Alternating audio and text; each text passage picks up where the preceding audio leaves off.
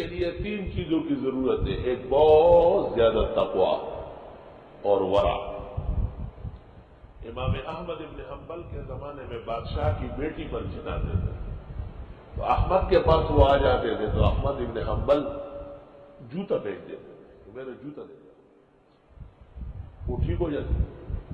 امام احمد ابن حنبل کا جب انتقال ہو گیا، اس کی جگہ جو شیخ بیٹھ گئے وہ اتنے تقویدار نہیں تھے.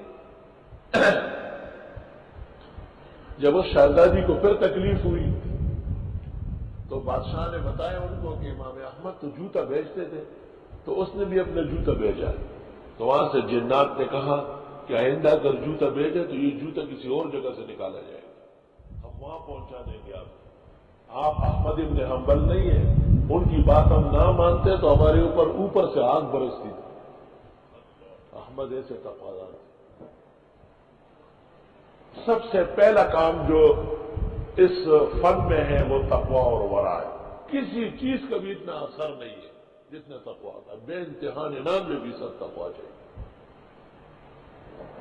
اور وہ ہم جیسے دیوانوں کے پاس کہا ہے، جنات قسم قسم کے کنڈے لڑتے ہیں لوگوں کا عقیدہ خراب کرنے کے لیے.